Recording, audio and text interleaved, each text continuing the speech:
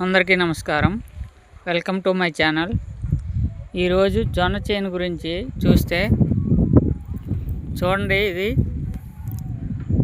పూతలో ఉంది. వేసిన 2 నెలల తర్వాత ఈ విధంగా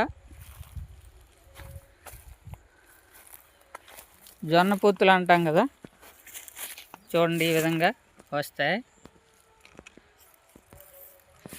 ఇంకా ఇంచుమించు ఒక నెల రోజులు టైం పడుతుంది.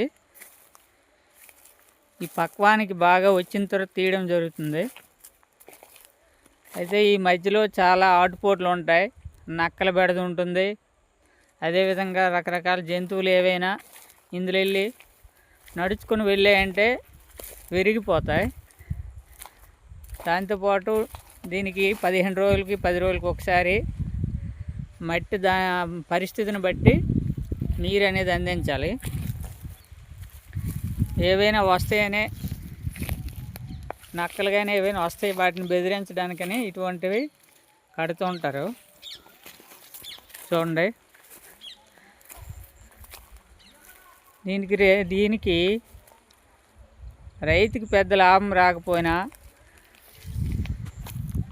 కార్పొరేట్ వ్యక్తులకు మాత్రం మంచి లాభాలు అనేవి రైతుల వల్ల వస్తుంటాయి.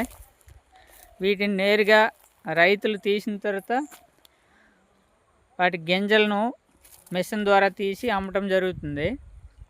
ఆ గింజలతో రకరకాల ఉత్పత్తులు అనేవి కార్పొరేట్ సంస్థలు తయారు చేస్తుంటాయి.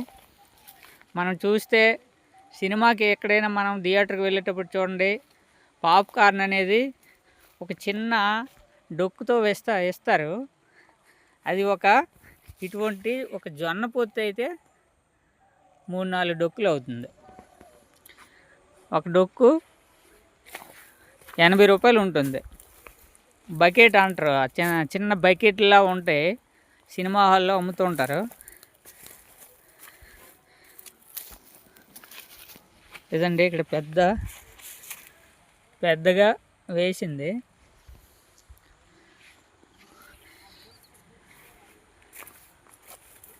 కింటా వచ్చి రైతుకి ఒక 2000 ఎంతో వస్తుంది. అదే కింటా ఈ జొన్న పొత్తులతో ఆ గింజలతో రకరకాల ఉత్పత్తులు తయారీ చాలా వేలల్లో కార్పొరేట్ సంస్థలకి లాభాలు వస్తుంటాయి. రైతుకు మాత్రం అంత గిట్టుబాటు లభించదు. కానీ మరి తప్పదు, దానిపైన ఆధారపడి జీవిస్తాడు కాబట్టి వాటినే పండించడం జరుగుతుంది. ఈ విధంగా వస్తాయి.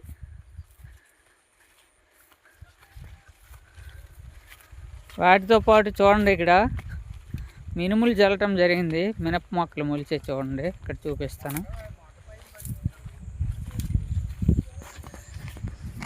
మినప మొక్కలు మినువులు